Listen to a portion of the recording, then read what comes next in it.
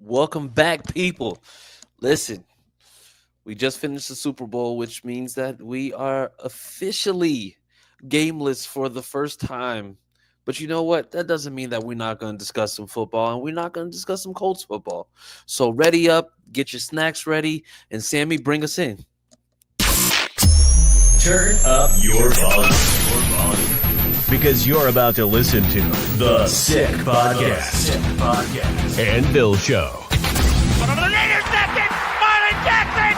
Marlon's got it! We're going to the Super Bowl! We're going to the Super Bowl! Marlon Jackson with the interception! He picked off Tom Brady! The sickest Indianapolis Colts podcast. It's gonna be sick. Yes, y'all. We are back. And you know what? Before we get started, you know what, Clyde? You know what you do. You do your thing. I don't got the soundboard. Okay, you want to before we even do okay, Before we even do, yes. Okay.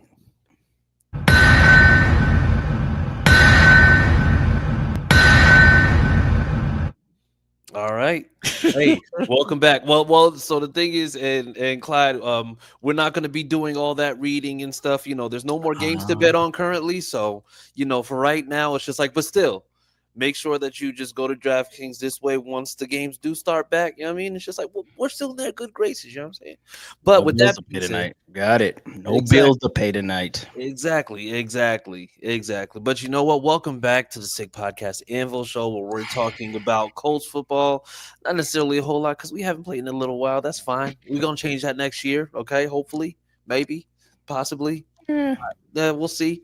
But we have the guys with us. All right. So of course, I'm CJ. We of course have good brother Clyde with us. And then I'm not going to refer to him as a DEI hire, but we're just going to say our spirited intern, Pat. We appreciate you. Okay, listen here. I promise. Listen here. You know I don't go and accept the term cracker. Mm. I You accept said the it, not term me. crouton because I got flavor. So I get to be a brother too because I got What in- flavor. Okay, you know what? If you don't like our DI jokes, say that. But we need a warning Hey, I before love you them. go Keep them coming. into your cupboard. Because what are you doing right now? But anyway, Hey, I was making a joke. Yeah. it was a wild one. But the That crouton joke was pretty funny. Yeah. Crouton is good. Come on, Cat. Tell me, was that a funny joke or not? Yeah, man. Okay, let's talk Super Bowl, man. Let's talk Super Bowl. Let's just brush over this. Let's start with the game. Was there a football game played on Sunday, fellas, or was it just like I don't know, like practice, training camp? Maybe they had one of those joint practices because it did not look like a game. I mean, at some point in the third quarter, I think they showed the graphic, and the Chiefs had like a total of 18 yards. Like the almighty Pat Mahomes, Travis Kelce, Andy Reid trio, football players and coaches, the great minds, Spagnuolo defense, all that, they were getting their asses beat, or as the kids say today, belt to ass. Mm-hmm. And without blitzing, that was just front four madness. Yeah. And we remember when they played Tampa Bay in 2020 or whatever it was, that was a lot of generated pressure, but it was the same thing. And Pat Mahomes had some injuries on the line and, whatever. And they went out and, tried to improve that following year. But sticking with this one, it seems as if the Eagles definitely didn't forget 2 years ago, and they showed up and showed out. And so I just got to congratulate the Birds. That's my thoughts on it. Your thoughts? Absolutely. I feel like this Super Bowl is the justification for why no matter what, defense is still very much live and well in the NFL. No matter how much, they give a cushion to offenses with the rules, the way that everything is set up these days. You can fake a call, you can fake an injury, but I mean, you can't fake that pressure that's in your face. And I mean, no matter what, it's they got after him. You alluded to the Super Bowl against the Bucks, where they were getting after Pat Mahomes and defense was stout, and this was no different. Like, you had the opportunity to make sure that Pat Mahomes got zero time to go out there and pass, and that's the reason why, the game ended up being 24-0 by halftime. I mean, it's and like I said, it's just like this is a Eagles defense that has consistently made sure that they added people to put themselves in a position where they could potentially do what they need to do against a team like the Chiefs, where you're going to have to play sound defense and you're going to have to put pressure on Mahomes all day, and they were successful with it. Yeah. Shout out Howie Roseman for doing his job. Go. That's the simplest way you can put it. And I seen some crazy graphics, and of course, all the Colts fans, they will, as you like to say, they have that recency bias. But compare what the Eagles have done since they won the Super Bowl in 2018, I believe, or whatever that was, till now, and then compare it to what we haven't done. And I don't think that that's always fair. But if you really look at it, though, I'm like, shit, that's pretty good to like realize, hey, we're not there, and continue to invest to get there, whatever there is for them. And you just got to, when you see it, you just got to praise it and say, look, man, that is the goal. The Philadelphia Eagles are by no far, America's team or the crown jewels of the NFL or anything like that. They got it out the mud. And in the last couple years, since 18 to now, 2 Super Bowls, 3 appearances. And yeah, there's something to be said about their brass. I mean, they fired the coach that won them the Super Bowl, brought in a new coach, lost multiple coordinators one year. We got one of them in Steichen, didn't miss a beat. And so, yeah, there's something to be said about that. And I think all GMs not named Howie should be probably taking a cue from what he showed you and get your shit together. Yeah. And I mean, and if you look at the way that he builds his team, right? And the thing is, of course we're going to get to the Colts stuff, but we just got to give flowers where they're due. Facts.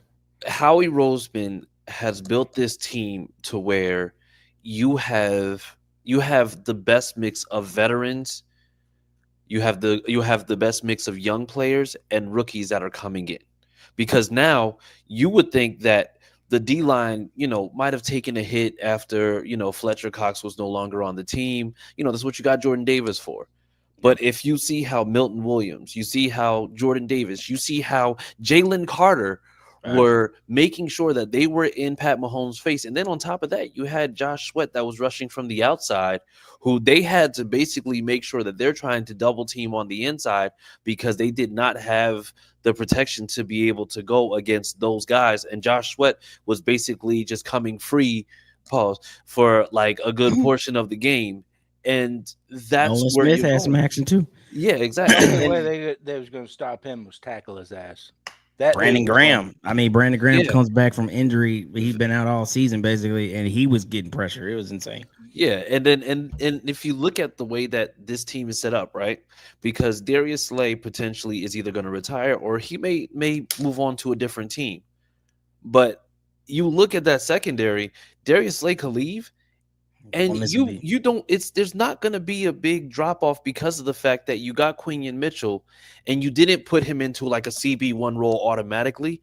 You let him kind of play behind the other guys, and you saw his play kind of elevate throughout the season to where now you go into next season, and you know that he's going to have that year under his belt. He will have played in the Super Bowl. He will have done everything that he needed to. So, I mean, you're potentially going to have him possibly step up into a CB1 role. Right. I mean, he started on the edge, and they put Cooper inside all year. I mean, it was masterminded, in my opinion. Bringing in Vic Fangio last year, they were like 31st in the league and numerous categories on defense. He comes in this year, they jump to first. I mean, we already know the impact of Saquon Barkley. Like, this is the type of shit where when you're thinking about being a GM, and I'm acting like I am, but I'm not. But when you're thinking about being a GM, you're considering this is what it takes to win. So as you bring in a player into your organization and potentially meet with him, I know the numbers matter, and you're going to start crunching numbers and throwing, hey, I got a value on the person. But you know what? Throw that shit out the window when you understand what the end goal is. Yeah. Because nobody gives a shit how much money is left in the bank when you're missing the playoffs, not winning the division, and so on and so forth. And this is not to kick Chris Ballard in our organization down, if you will, but I'm just saying, like, this is how you build a winner, because everybody can't wait to talk about the draft and you got to get these players in this. But Chris, you hit it on the head. This is the perfect mix. You bring in Cooper and Quinyon, they were probably top 5 corners, no doubt. Yeah. Right. But over time, you say, well, what are the Eagles haven't had really, like, and they haven't really, even when they had a solid year doing it, they didn't have a name. Well, we need Saquon Barkley, and we're gonna pay him. Bring his ass in the door. Oh, we traded for AJ Brown a couple years ago. We needed that. And plus we drafted Devontae Smith. We kept bringing in people. Hell, we made another trade, to bring in Dotson, who I thought had a touchdown in the first half, but it ended up being a yard short. I mean, like, they just constantly kept improving their roster and not just dropping players that really shouldn't be on the NFL roster anyway and picking them back up and dropping them and picking them back up. Like, we do goofy shit like that. Or bring in somebody who nobody's ever even heard of and just wonders, like, oh, what is this guy going to do? And he never even makes the field. You got to do better. Yeah. And we've seen this route. We've seen what the Rams did. We used to talk about that on the show a couple of years ago when they won. F them picks. Maybe you don't go that hard in the paint, but this is a solid, true balance of what it should look like, in my opinion. Shout out to Howie Roseman and the Eagles. Jeffrey Lurie for fucking allowing him to do his job. Not only that, this defense didn't play 15 yards off of their guys. Well, then there's this that. This defense went full speed ahead and shut everything down. Yeah. And by the way, and this is what we've been bitching about for 3 years now. It's this conservative crap that Gus Bradley had us in and backed off, and people could do whatever they want. They could get as many yards as they want, get them into the red zone, and it's a different playbook now. And you still are backing off of them. Yeah, they didn't cross the 50-yard line to the third quarter. Yeah, the third quarter. It's insane. Like, it's insane. Yeah. Not discrediting what Howie's done, because he built a monster. Absolutely. But the monsters were aggressive. Fair. That's how they won this game. Yeah. And they did not let up, not once. Yeah, but talent, you have to have monstars. Yeah. Okay? So you have to have talent. Going back to Space Jam, that reference, like, I get it. Don't get me wrong, but there's a lot of talent. I mean, shit, for a minute there, they were just drafting all Georgia defensive players. And we know Georgia had the best defense in college football for a couple years running. Mm-hmm. So it's not as if they were just putting aggressive nobodies out there. I mean, hell, the pickup of Bond coming from the Saints. I was just about to say, yep. Like, who's seen that? This guy had been playing the line his whole career. They moved him to linebacker. He goes insane, and he's going to be due money this year. Somebody's got to pay him. Yeah. Right? So shout out that dude. I mean, we could go on and on. This is not a Philadelphia Eagles podcast, but I feel like when you watch the game and you watch it unbiasedly, you can see things that maybe, the wool is over your eyes, if you will, when you're talking about your team. And so since our team wasn't highlighted, not in there, and you can watch this game, fairly watch it, and not have me. I didn't have a dog in the fight. I didn't care who won it. But as I'm watching, I'm like, yeah, I can see how you build a roster and what it's supposed to look like, right? And what competition, if you will, looks like on a successful roster. Because whoever you sub in, like, without looking at their name, you're like, shit, they're playing the same way as a guy that went out. That's a real competitive roster, not this giant gap in talent when you be like, oh God, fuck, Defoe is out, and who the fuck is playing defensive tackle now? Exactly. Whatever. and I mean, and I think the biggest takeaway that I had, and the biggest two takeaways actually, is that you need a mix of free agency, draft, and possible trades to make sure that you're supplementing a team properly, because you see what it can potentially do. And two, the Eagles are the reason why you don't draft the tight end in the first round. Don't you start that bullshit. yo, it's too early. Absolutely, too early. Absolutely not, because you literally saw, like, there have been teams that you can say have gone head to head with Pat Mahomes, have the firepower, have everything that they need. This Eagles defense is in no way, shape, or form like this Eagles defense was better than the defense they played with 2 years ago. And mind you, they put up 5 more points than they did in the previous Super Bowl. 5 more. So the thing is, the offense was there. But the thing is, the defense being able to put pressure on Pat Mahomes, and mind you, this is Pat Mahomes. This isn't just them putting pressure on Sam Darnold, because we would expect Sam Darnold to do the shit that Pat Mahomes was doing in that game. But the thing is, this is Pat Mahomes, who is basically the QB standard of the league right now. And that's, like I said, this is a testament to the fact that we live in an era of football where defense isn't played the way that was supposed to. Defense is almost shunned now with the way that they have the rules and everything else set up. But the Eagles showed you put pressure on somebody consistently, and they did it without blitzing. You put pressure on people consistently, they're not going to be able to do all the things that they would like to do. They were in his face all game. Pat Mahomes never had the chance to do anything. If that pocket wasn't collapsing, he was rolling out of the pocket because he had no chance. Not only putting the pressure on him, getting to him, hitting him, putting him on the turf. Also, good point. You know, it wasn't just pushing him out of the pocket and letting him do his Mahomes magic and what everybody says. It was actually hitting that dude. They had some massive hits on him. And when they did, I'm like, here comes the flag, and no flag. Yeah, I'm I can't like, remember. all right, we got a game. Like 5-6 sacks, a sack fumble, 3 picks. I mean, it was insane. Yeah. It was totally insane. It would have been a 4th pick had they not jumped off sides, or the one that they returned. It was a dead play. But I mean, that was a clinic.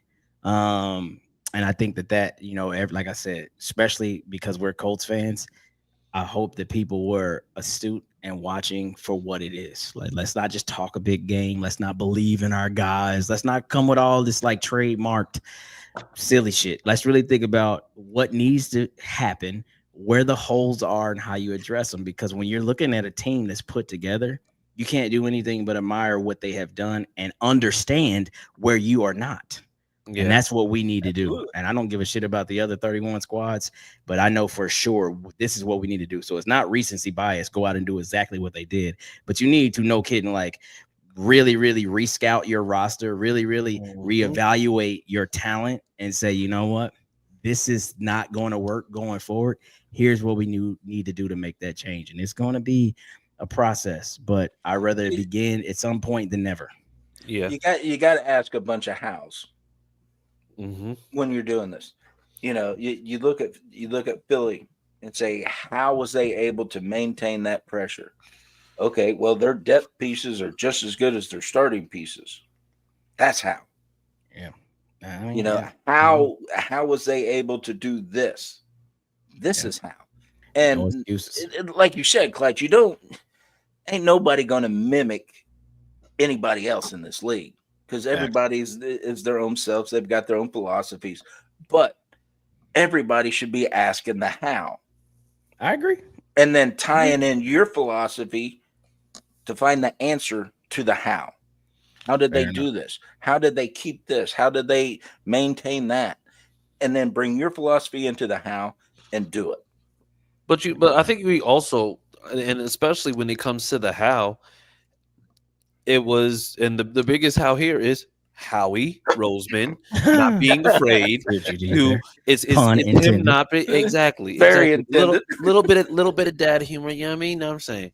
But if you really look at Howie Roseman is not afraid to buck trends, because all that stuff came out about Jalen Carter in the draft, and when he fell to 12, and mind you, he fell to 12 with the pick that Philly had gotten from the Saints the year before. Yep. So that was him basically making sure that he goes and he picks up a guy where it's just like he had an accident, didn't have a history of anything, but the thing is, it was damning. You could say Jalen Carter was a top 5 NFL draft prospect that fell because of the stuff that happened before. And had a bonus pick and he used it. Exactly. And he used it to pick up a guy who they were just like, you know what? Roll the dice, see what happens. he hasn't been in any type of trouble ever since. And mind you, it's just like the other 11 teams before. Now, mind you, 3 of those teams drafted a quarterback. But let's just say the other 8 teams that didn't draft a quarterback before him, they basically just let him slide to a team that already had players on the D line, and you just allowed them to get that much better. And to me, it's just like, it's that type of courage, that type of thing, because it's easy to take the Boy Scouts. It's easy to take the choir boys. It's easy to take the people who have never been in trouble. But the thing is, for me, if you've done something wrong, if something's happened, like, okay, I get it. As long as it wasn't anything that is just terribly immoral or anything to that extent, then it's just like, if somebody makes a mistake, they make a mistake. Yep. But it shouldn't be damning to him. And like I said, now, I need to correct you. He wasn't drafted 12th. He was drafted 9th. Carter was? Yes. Okay. So he even fell. I thought he was top 10. So when you said that, I had to go to Google and Google it real quick. And he was 9th. Yeah. And also, regardless, I mean, it's just a few spots. But point well taken. Yeah. You know, he didn't actually go out with a machete and chop some dude's head off. I mean, I think that's the key too. Like not even getting into the weeds of things, but I mean, you could take. I know he's not a well-liked guy in Indy anymore, but you take Nick Sirianni for whatever reason, for however he does it, he keeps his ties very much alive. So you can look at how he brought in Shaq last year. You can look at him bringing in Isaiah Rodgers after the gambling incident. Paris Campbell ended up going there after going and having a little year in New York or whatever. More of the story is, this guy has looked at players and be like, you know what? Well, let me just see. Right. And I got a GM and an owner that believes in my thought processes and things like that. And so we're okay with that. And maybe these guys didn't play a massive role, but Isaiah Rodgers did play good football for the Eagles throughout this season. And we knew what kind of corner he was for us. And yeah, he made a mistake, whatever that said mistake was, but it still landed him on a roster, and now he's a champion. And so I think sometimes, as you've mentioned, right, like image matters, right? You don't want, what was Buddy's name? What was his name on Last Boy Scout? The dude that was running on the field to kill everybody. Yeah. Somebody. But anywho, you don't need to go that far in the dark, but I'm saying sometimes you need to be like, yeah, Buddy has a DUI. He cleaned himself up? Buddy did get arrested once. Yeah, he cleaned himself up, whatever the fuck it might be. Can he play football? Because the thing about professional sports, winning is all that matters. So at the end of the day, nobody's going to talk about it until they have to. Shit, going very dark.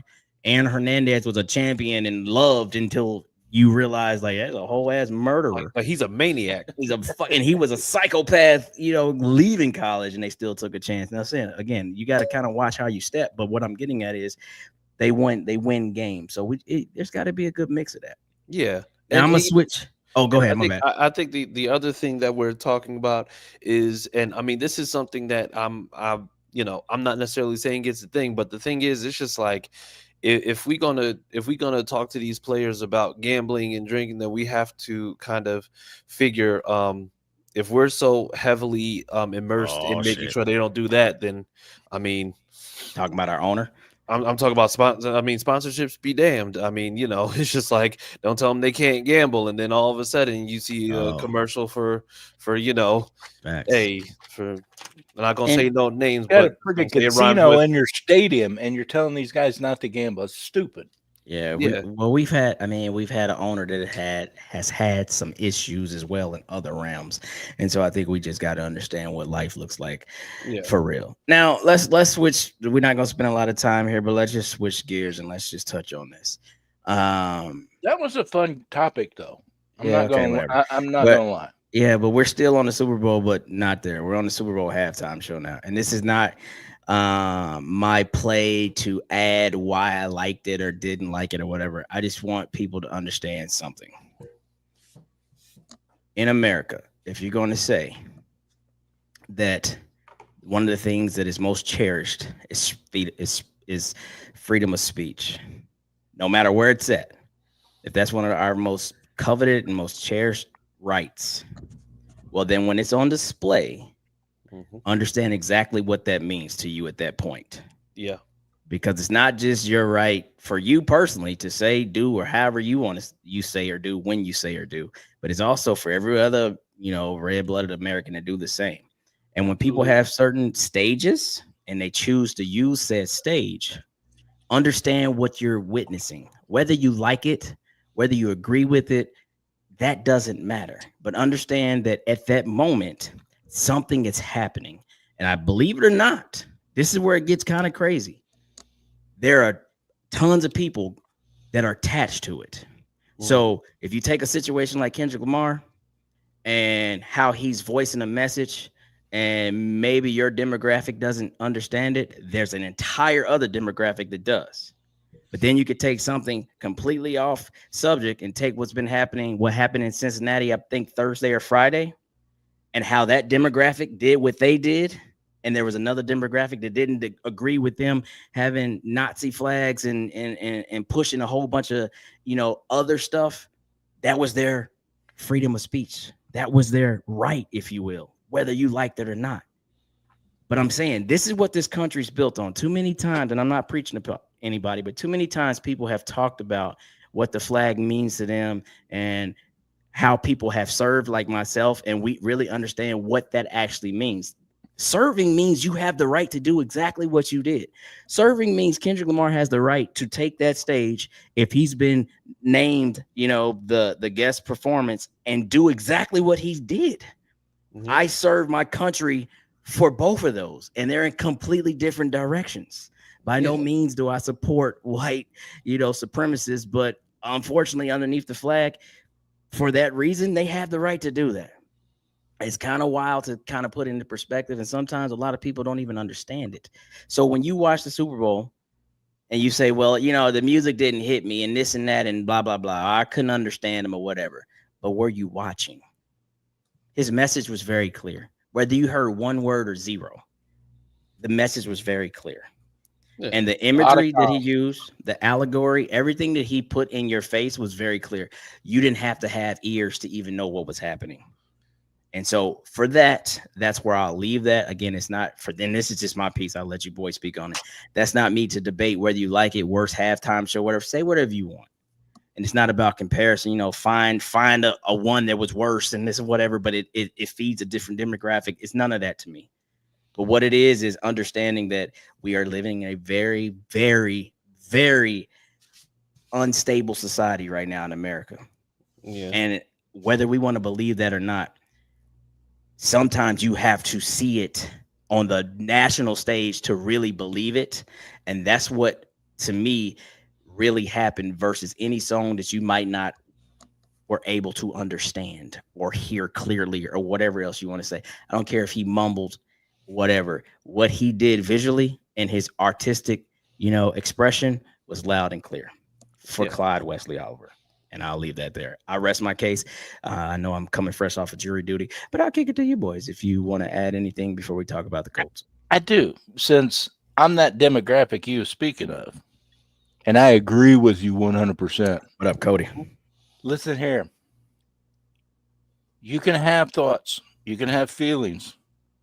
But not everything that goes on in this world is about you. Mm-hmm.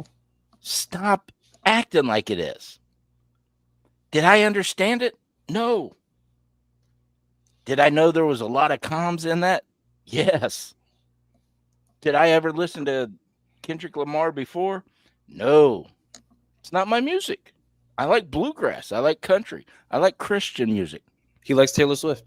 No, I do not like Taylor Swift. Okay, all right. I was just kidding. Back that up. You're going to make me put my glasses on.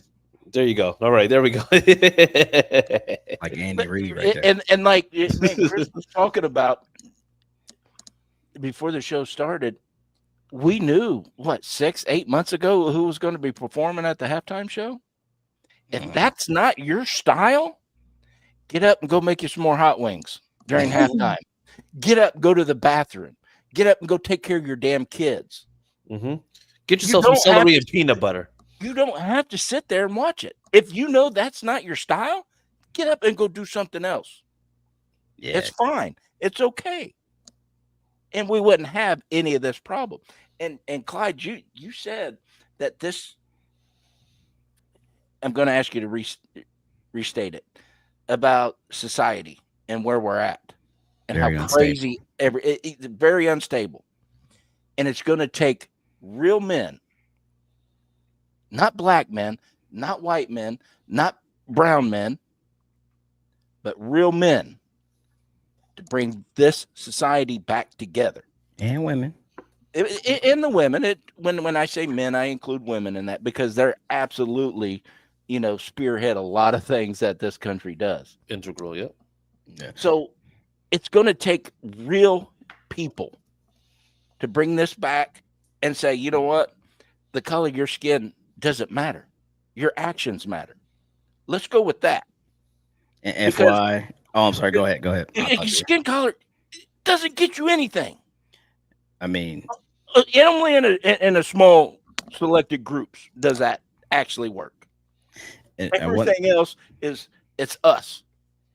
I mean, yeah, that's definitely how you want it to be, Pat. But sometimes it is 100% how I want it to be. Yeah. Is it? No, it's not that way.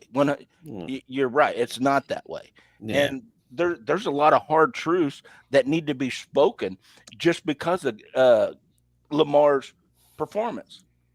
Yeah, and that's what I wanted to hit on. Understand. Yeah. It's time to have these hard truths. Let's get it out. It's history. History is facts. History is truths.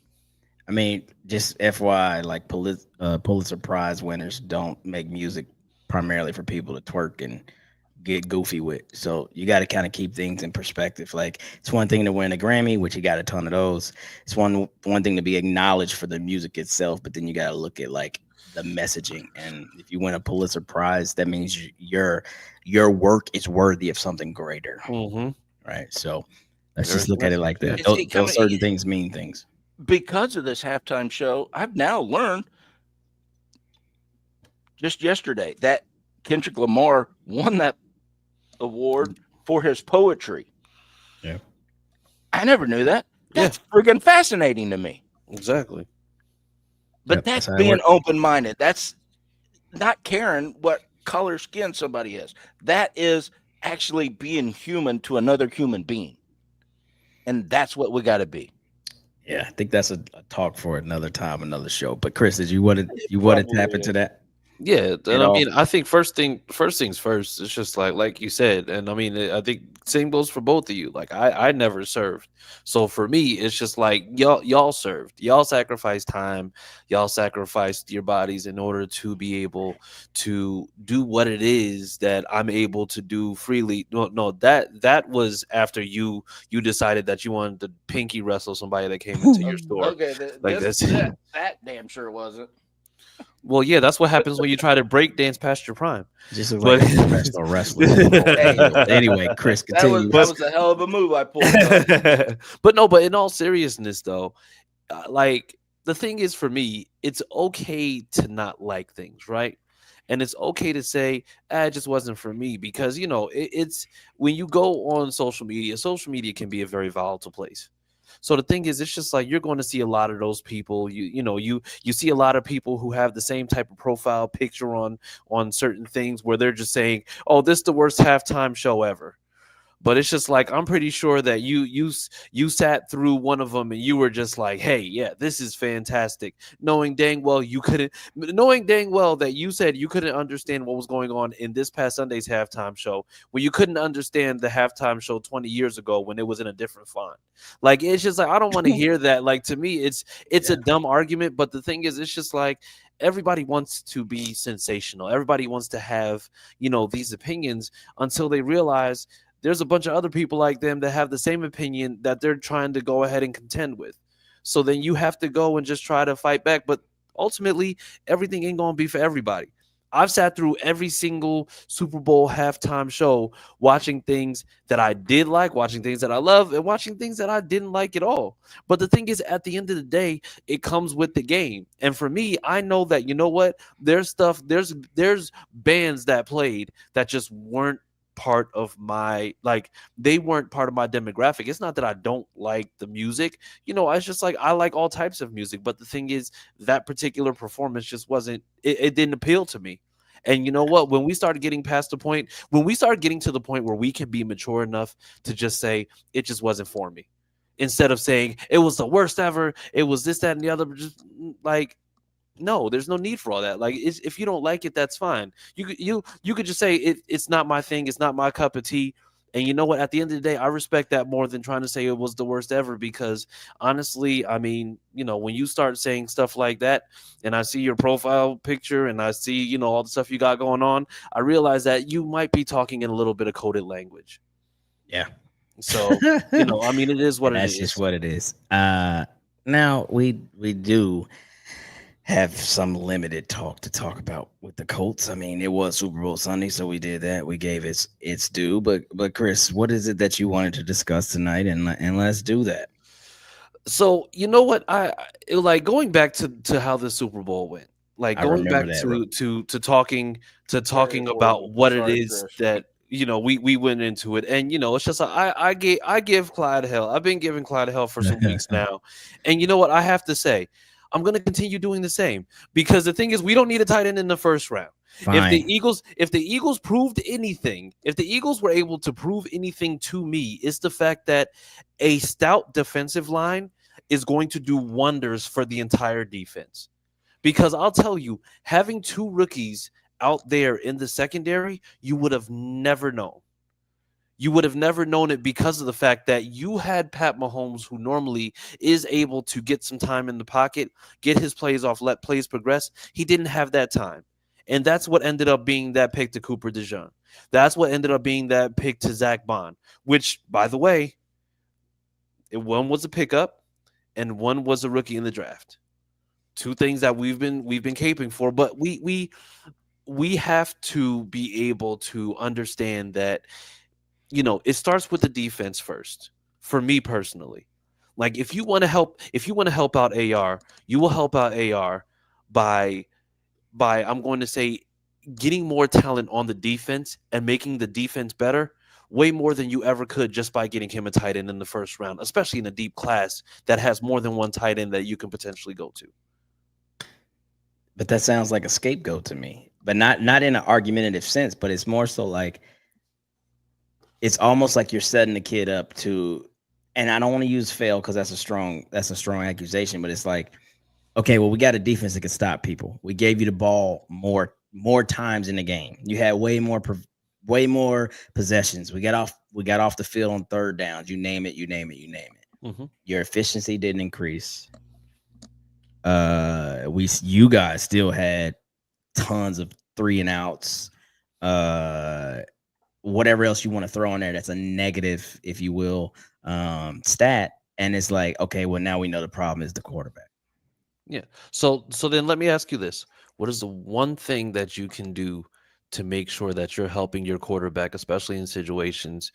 And mind you, this is a little bit of a trick question, but what's the one thing that you can give your quarterback that is going to make or break his opportunities and determine whether he's able to sit back and let the game come to him comfortably, or whether he's going to have to sit there and, basically just figure it out on the go? Well, yeah, that's definitely a defense. No, it's not defense. It's not defense. It's time. Okay, time, sure, but I'm saying, like, and if you don't have talked about all season last season, that this defense was going to give him that time to slow the game down. Well, I mean, I guess he's talking about time, like O-line time. No, I'm not talking about O-line time. I'm talking about the fact that you're going to, if you are getting, and mind you, and defensively, we talked about it all last season. But what did we do last season other than pick up Leatu Latu to make sure that we were supplementing that defense? Absolutely nothing. Yeah. We got Raekwon Davis, and we put Taven Bryan out there like he's actually something. No, fair. I mean, Chris Ballard addressed that. He made mistakes. He ran it back with his guys. They wasn't there. Huge error. And I get what you're saying, because again, you have to be able to rely on your defense to give you more possessions. And you don't want where I was going, you don't want a quarterback playing from behind. So that's what I'm saying. Like, you don't want to always, inherit on offense a 10-0 lead because you didn't score 2 times. You're like, damn, they scored both times. Right? I'm down 10-0, 14-0. But at the same token, you look at and I don't care what round they come in because I know what you're going to say. But if you look at all these quarterbacks that had great efficiency for just this season alone, look how Hurts worked with Goddard before his injury, then he ended up coming back. You look at how Jaden Daniels was working with old ass Ertz. I mean, you look at Lamar and what he had, you know what I mean, with his tight end before the massive drop. The same thing with, Josh Allen and his guy. You have to have an outlet. And I get it. It don't have to be a first round guy. And we talked about potentials, whatever. But I feel like at the same token, if that person just happens to be there and that draft is upon you, we're not just going to reach for a defensive player. You got to take what's there. And we don't know what that looks like. The combine at the end of the month will give us a better, clear picture because, everybody's going to go up there and show out and they're going to start talking RAS scores. And that's something that we have to address this year. Yeah. I don't give a shit if I don't care about your RAS score anymore, Chris. No, absolutely not. No, RAS score. Listen, you could throw I don't that care score, about that shit. You could throw that RAS score shit out the window, okay? I because am the thing done. is, to me, it's you know what RAS score is for me. It's like, and I mean, Pat, you may not get this reference, but it's like playing Madden, like playing franchise, and then you're looking at all the stuff prior to the draft on there. And then you see that there's wide receivers. You're not looking at the rest of the stuff, but you see that he ran a 4.30, and you're just like, oh, I need to get that guy because he's fast. That's basically what it is. Because for me, that athletic score has proven to be nothing but a bunch of guys who are good, who can be good, who got some talent, but also just seem to be injury prone or just don't work with what we're doing. Yeah, I mean that there has to be another measurable. I know we spend a lot of time at the Senior Bowl. And with that, I mean, I'm gonna tread lightly because I get it. Lots of good players be down at the Senior Bowl, but normally at the Senior Bowl, right, you're probably getting players that should be drafted where they're going to be drafted because the other good kids are probably not seniors. They're probably not, classmen that's been around for a while. They're probably going after their second year because they're that damn good. So I'm not trying to be critique here, but what I'm saying, when you got habits, and I won't even call them bad habits, but when you have had habits, you got to learn how to break said habits. But we can look at. But we can call them bad habits because if you're frequently relying on the same thing year in and year out, and you're not getting the results that you're supposed to, but you keep on going to that system, I mean, it's a bad habit because you don't change anything. I mean, I think you got to look at it like this. It's like playing chess.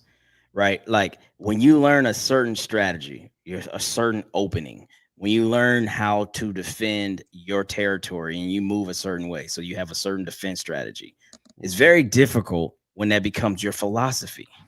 So you usually try to work out of your philosophy and hope that you can counter what has happened to you.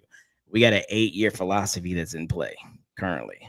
Exactly. So this isn't something that I feel like you could flip a coin and, be like, all right, boys, that didn't work. But I'm listening to you now, Ed. You're running the show, like, or whoever else in the room. Malachi, or what's his name? What's the other guy? Not Malachi. The other one that's highly touted in the room. Talking about. It starts with an M. Not Malachi though. I know who you're talking. He's got a tough name to say. But anywho, it's not as if Chris is just going to open it up so wide. But I'm gonna tell you something I picked up at the Super Bowl after the fact when Nick Sirianni was talking that I feel like Shane Steichen needs to listen to. What he said when he was like, hey, I realized that I had to take a step back and manage the entire team, not just the offense. And so I have absolutely coveted guys that I knew I could trust, i.e. Kellen, to come in because we watched what he did in Dallas. And I was like, I know what kind of style he got, but guess what? We brought in Saquon Barkley. Can you change? And Kellen changed. He changed to that, and they were like really, really run heavy this year when Kellen wants to spread it out and throw it all over the field. And so hearing Nick Sirianni say that he basically policed himself, because remember last year people wanted Nick gone when it was rocky, when they dropped like 8 of 9 last year, whatever the fuck it was, and it barely squeaked into the playoffs. Yep. Like when they lost and got outed, they was like, get his ass out of here. Remember, Jalen Hurts, the same thing. Oh, maybe he ain't the guy for us. Yeah. I mean, Yeah, because Philly he fell off. He fell off for last year a little bit because I mean he was turning the ball over at a much higher rate than what he had previously. Yeah, Philly ain't the market for you to be like, oh, you're gonna run it back. We're gonna give you second chances. They will cut you quick. I mean, they did it to Doug Peterson too. Doug Peterson won the Super Bowl a couple years of like, hey man, what were you doing, bro? Like we won with Nick Foles and do better out of there. So what I'm getting at is there's certain things that you can learn from this. And so go back to what you said. Mm-hmm. You don't think that Shane Steichen is a leader of men when you mentioned that many a podcast ago. And maybe that's true, but maybe he needs to understand what it's going to require him to be able to do. And he's got to be able to rely on that OC. So if it's going to be Jim Bob, I mean, hey, Jim Bob, with a little bit of assistance from me, I got to trust what you're doing because I have a much larger responsibility. And those are the type of things that I think can help Anthony Richardson. Those type of things are the things I think can help defense with Lou and this new crew that he's going to bring in, because you have to just adjust how you're looking at it. And I mean, Nick said it was hard to give up play calling because that's what he does. Yeah. But I'm the head coach, not just the OC. And so there's this massive recipe that needs to come to fruition for us to start putting it together. But I feel like, you know, and we can go back to the subject, which was defense, offense. Who do you draft? Why do you draft them? Best optics, whatever. Whether or not we draft Tyler Warren, because I'll actually come off of that statement a little bit. Whether or not we draft Tyler Warren, I bet you one damn thing. There better be a tight end. We're not taking no more chances what I'm getting. So this is what I'm going to say to you. As crazy as this sounds, I don't give a shit how good Fanning is coming out of the MAC or whatever fucking shit he's in. We don't have time for more chances. So he might be really good. Yeah. And I'm going to say this, and I'm going to tread lightly. I'm almost saying very astutely that I don't want to find out because we're taking a chance. Because we get it, we got a quarterback that needs that shit now. Okay, no, absolutely, and we need that shit now. Teresa, I'm not saying that. I'm not saying that. I'm not saying that. Jim Bob Cooter. No, God. Teresa, absolutely you not. Are a mess. She's a maniac. They just say Mr. Cooter. Mr. Cooter. It's not Coach Cooter. It's not the Jim Bob part. It's the last part of it. Coach Cooter. It's just it just sounds bad. Like there's certain words that I'll never commit to, and I'm not saying them on here because I don't need people blowing me up just saying all these forbidden words. No, we're not. But I would definitely call him Coach Cooter. If his mama named him Cooter, JBC. I would name him Cooter. Because that's what you say. No. If his mama named him Clay, you go call him Clay. Well, his mama named him Cooter, and I'm gonna call him. But you know Cooter. But you know what, Clyde? Going back to what you were saying, because that was a quick aside. You need to spit some tobacco out of your mouth after you say that. A big old. You need a spittoon. Hit that. No, ding. Like yo, I'm telling. But the thing is, it's like when we're under Chris Ballard, it seems like we are rolling the dice either way, because he's going to draft with his heart. He's going to draft according to what it is. Now we can love Tyler Warren all we want. We could, yes, just literally rolling the dice. He's just like, yep. He's just like, I just got some money from upstairs already. No, and then but the crazy part about Chris Ballard is the fact that we want Tyler Warren. Okay, cool. No matter what, unless Chris Ballard bucks his own trends, we're going to be hoping that he doesn't go according to what he normally does anyway to draft whoever we draft. Because like I said, as much as we like Tyler Warren off of 1 year that he had in a 5-year career at Penn State, like we love him. We love him to death. And the thing is, I'm not solely saying that because I'm saying we only need to go Fannin. There's more than one tight end in this draft that we can easily go with. And the thing is, it's not because of the fact that we're just like, oh, they have the intangibles. No, these guys have produced. And mind you, there's people who have produced more than Tyler Warren. He just happens to be at the biggest school out of all of them. Because competition matters. I mean, you look at SEC, there's many guys that go deep in the SEC and like, oh, this kid played corner at Auburn. Who cares? They stink. But the other thing about it is that if you get people in the right system, then that's fine. I.e., Cooper DeJean. because this guy played at Iowa. Yeah, What but what cornerbacks have we seen out of Iowa? there's been a few. I can't. Don't ask me to. I mean, look at who we looking at this year. Will Johnson out of Michigan. Like there's corners that come out of. Come on, there's corners that come out of the Big Ten. I'm saying Big Ten, generally speaking, Big Ten. But what I'm saying is, and also it's just like you had him come out the Big Ten. Like they had 2 rookies that came out of Toledo and Iowa in the secondary. Fair. And I mean, so honestly, it's just like I don't give a shit if Tyler Warren played 5 years or if he had a fantastic year this year. We have seen that there are guys who have produced and who can produce. And that's the reason why I just don't want us to get hung up on this Tyler Warren thing when we know for a fact that we need more help potentially with making sure that we bolster that D-line and bolster that front 7. Even if we don't do that, you can go linebacker or you can also go edge potentially if some of those players end up being there. Because if a James Pierce Jr. is there, if a Jalen Walker is there, are you going to pass him at 14? Listen, that's why you go get me Myles Garrett right now. F them picks, go get him. Okay, that's turning over a new leaf for you. But to stay with what Chris is saying, and I'm going to say this again, I'm using loosely a lot tonight. There's a fan base that we're a part of that, honestly, in this Chris Ballard era, outside of the hype that was Anthony Richardson coming out, and maybe that hasn't hit quite yet, but we can see some potential. We're tired of not getting the guy that needs to prove to us he's going to fail based off of his namesake and production, if that makes sense. What I'm saying is, you make a lot of beautiful points about there's guys that are deep. Everybody always say, "Oh, it's a deep draft," whatever. But you know what? We're always the franchise is like, "Oh, well, we're gonna take this guy," and like okay. And then it's like, well, you're hoping, but then when the guy doesn't hit, you're like, well, why was he supposed to hit? He's blah blah blah out of blah blah blah. We need to get to the point where, you know what? Look, if Tyler Warren doesn't hit, we took him and he didn't fucking hit. Yeah, he was the guy that was supposed to hit. But we're done with missing on the dudes that ain't no. Like, if Shaq Leonard would have been a bust, Jesus Christ. Rocky Sin, 2nd round pick, number 32, 3, 4, whatever the hell he was. No way. AJ Brown was a pick.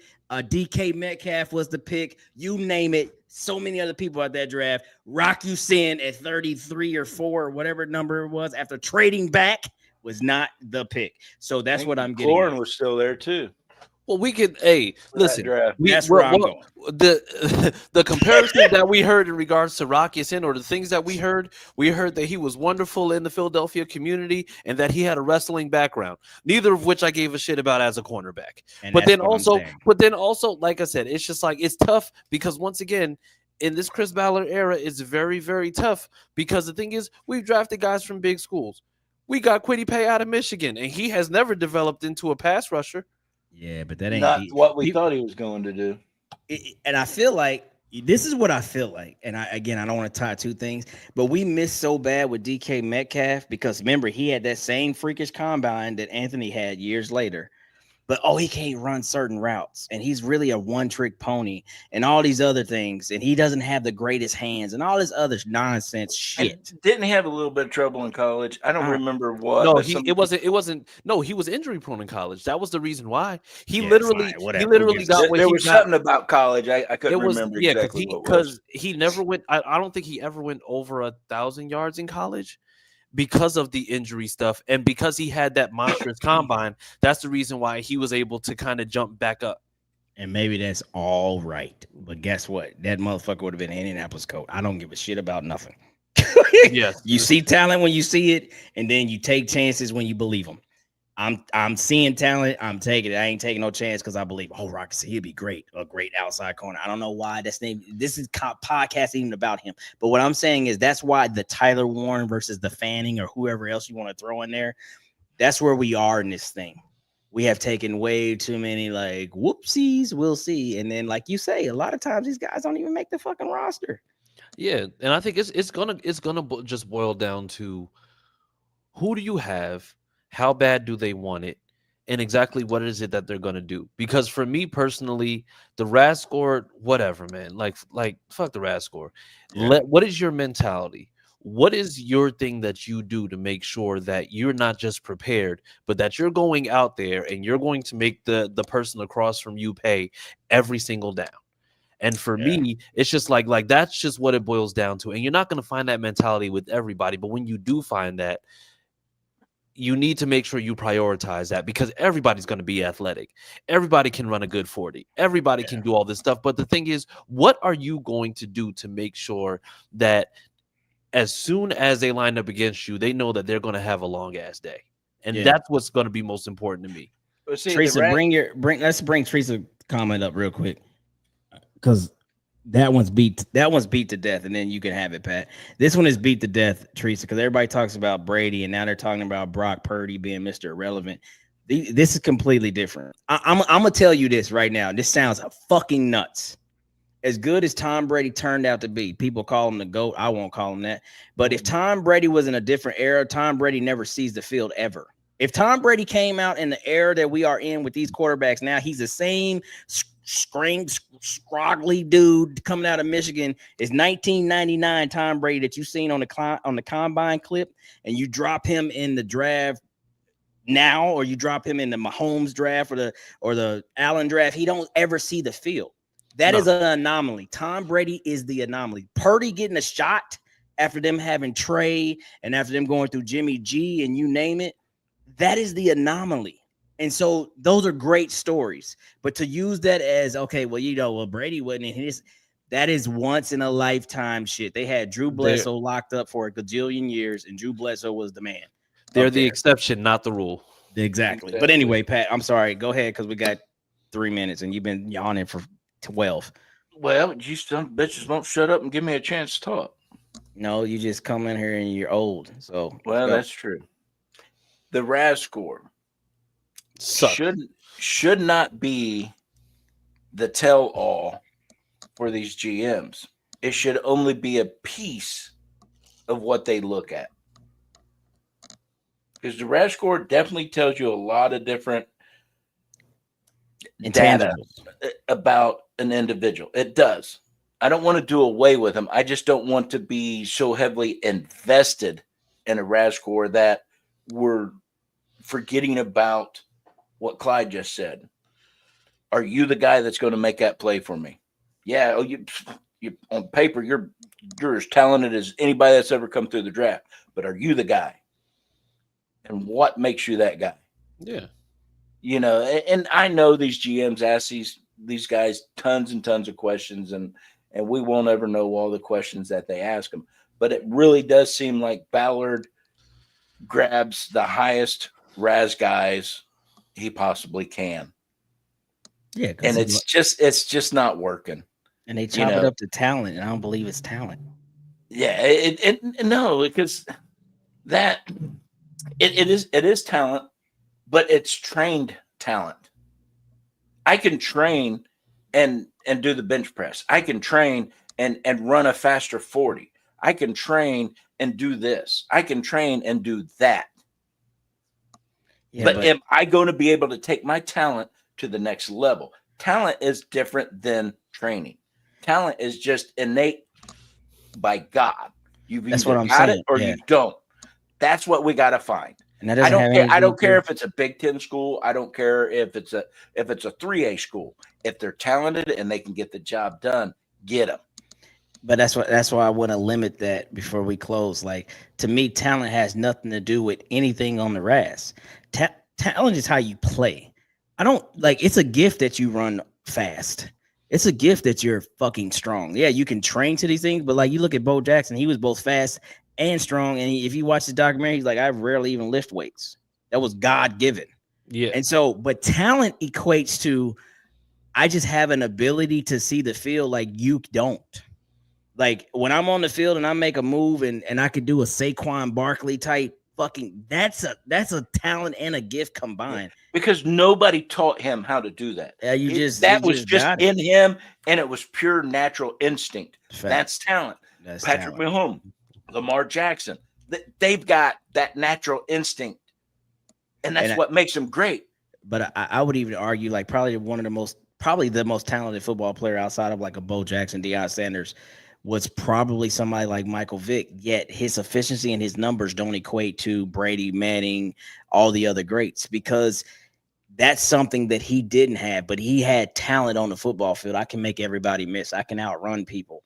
I can throw the ball far as hell, but am I a good, efficient quarterback? I'm not. And that's what we have in Anthony Richardson currently.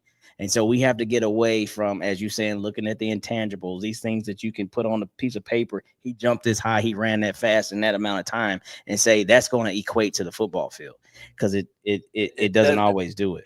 It's a piece you look at. Absolutely. I'll give you another name. We got to get the hell out of here, Pat. Let's go. Troy Polamalu.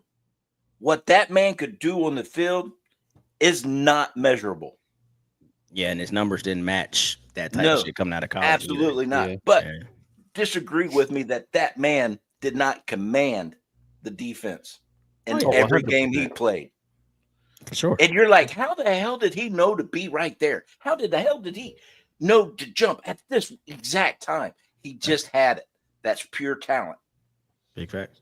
And you can't put that down on paper. You got to see it. That's fair.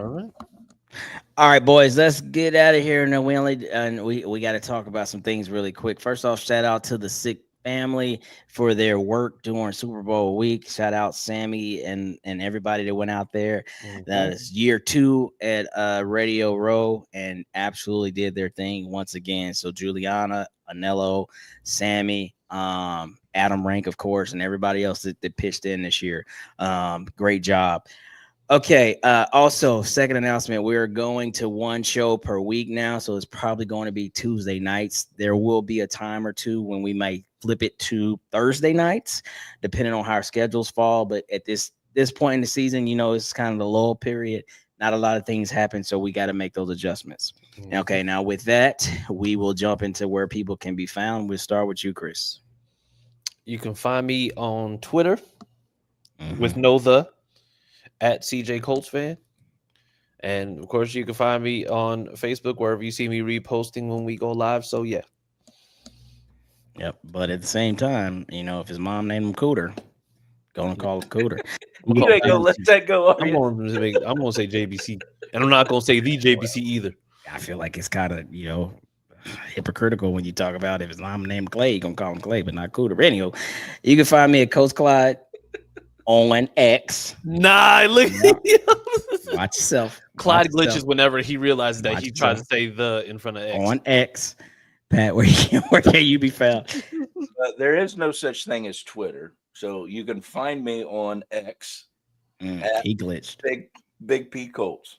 And of course, you can find us as a family at Sick Pod Colts on X. Still on X, not as Chris would say. And then, of course, you can find us on Facebook, YouTube, Instagram, Sick Podcast Anvil Show. I got a small announcement.